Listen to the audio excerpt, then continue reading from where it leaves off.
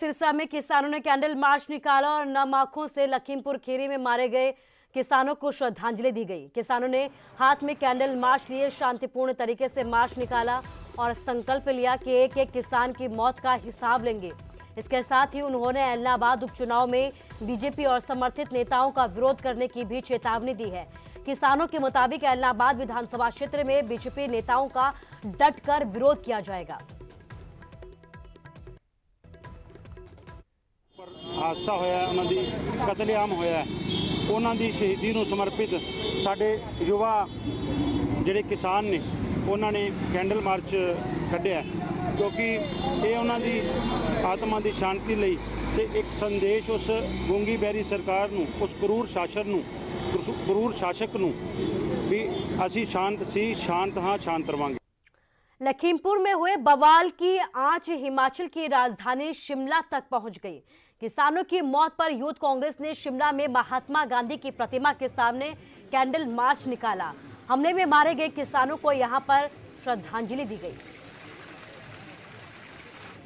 बड़े ही दुख से भरे मन से आज हिमाचल युवा कांग्रेस के साथी शिमला के इस ऐतिहासिक रिज मैदान पे जो बिछड़ गई हमारे जो साथी बिछड़ चुके हैं उनकी आत्मा की शांति के लिए और उनको श्रद्धांजलि देने के लिए एकत्रित हुए हैं। जितनी भी निंदा करी जाए वो कम है और आज देश का नौजवान, देश को पालने वाले किसान के साथ जो दुखांत हुआ है उसके दुख में आज यहाँ हम महात्मा गांधी जी की प्रतिमा। अब बात करते हैं देश की सर्वोच्च अदालत की। सुप्रीम कोर्ट ने किसान आंदोलन को लेकर सख्त रुख अपनाया है और 43 किसान संगठनों को बकायदा नोटिस जारी किया है। सुप्रीम कोर्ट ने यह सवाल पूछा है कि जब हमने 3 कृषि कानूनों पर रोक लगा रखी है तो सड़कों पर प्रदर्शन का क्या मतलब है? सड़कों पर प्रदर्शन आखिर क्यों हो रहे हैं?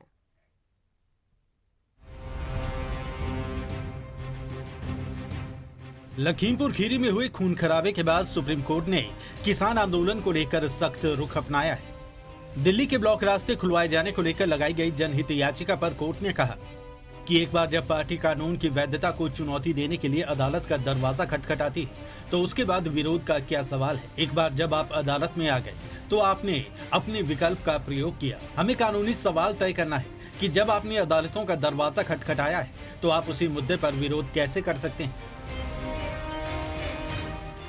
सुप्रीम कोर्ट ने इस मामले में 43 किसान संगठनों को नोटिस जारी कर जवाब मांगा है। ये नोटिस हरियाणा सरकार की याचिका पर जारी किया गया, जिस पर 20 अक्टूबर को अगली सुनवाई होगी। सुशील पांडे, न्यूज़ 18, दिल्ली।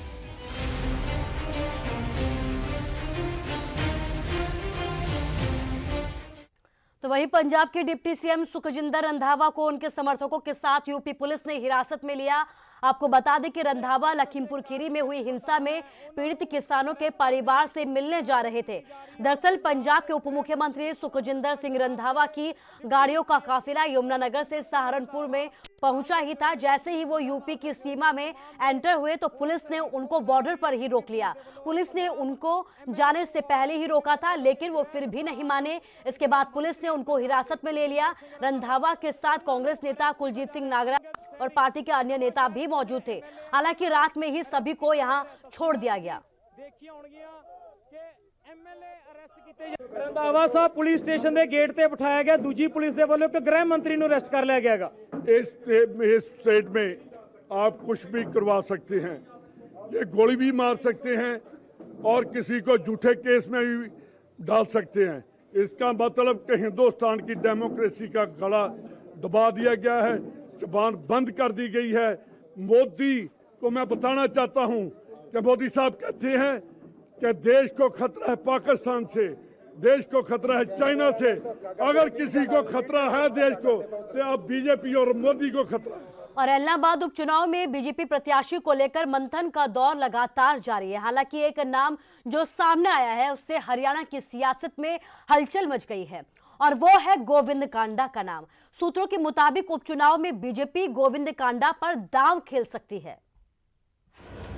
कांडा उठाएंगे बीजेपी का झंडा। एलनाबाद में कौन होगा प्रत्याशी? क्या कांडा पर दांव खेलेगी बीजेपी?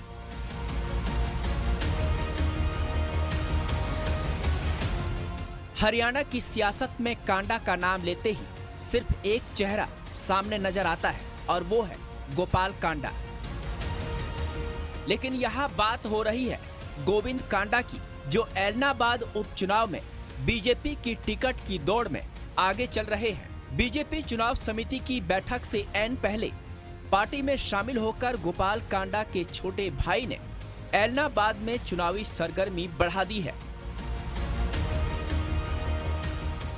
हाँ, वर्तमान में इस समय जब मैं प्रेस कर रहा हूं, जब हमारी चुनाव समिति की बैठक हो रही थी उससे पहले ही उन्होंने सिरसा में भारतीय जनता पार्टी की सदस्यता ग्रहण की।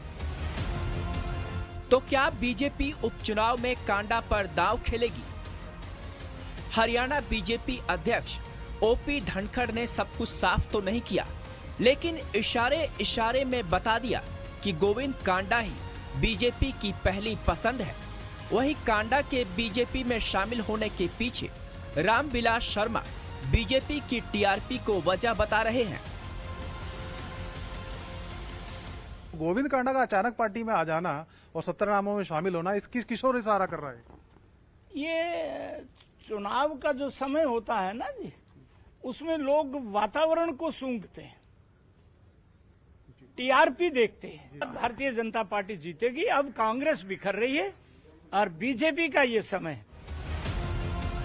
इधर ओपी धनखड़ ने इतना तो साफ कर दिया कि ऐलनाबाद उपचुनाव में जेजेपी नहीं बल्कि प्रत्याशी बीजेपी का होगा।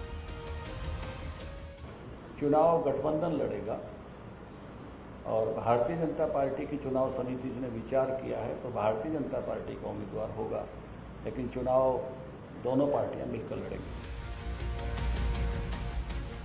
चंडीगढ़ में बीजेपी चुनाव समिति की बैठक में जिन 17 नामों पर मंथन हुआ, उनमें गोपाल कांडा के छोटे भाई गोविंद कांडा भी शामिल हैं।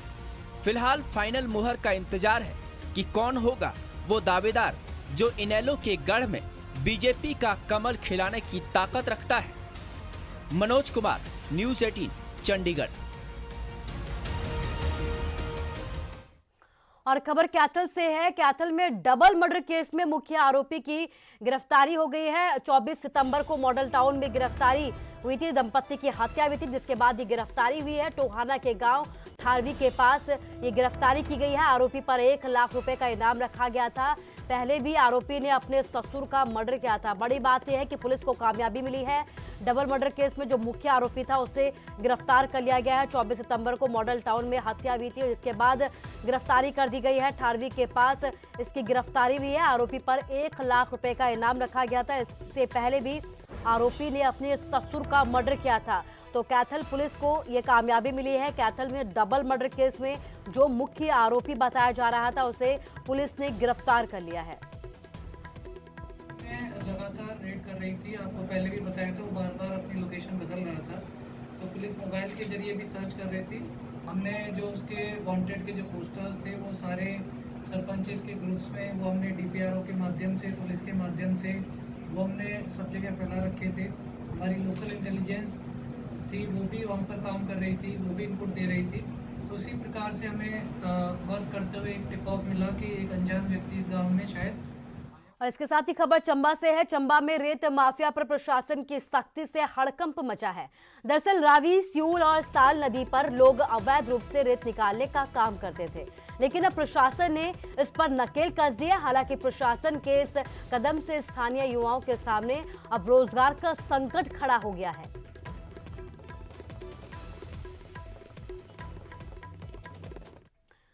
और फिलहाल के लिए इस बुलेटिन में बस इतना ही, लेकिन आप लोग अपना ख्याल रखिए। नमस्कार।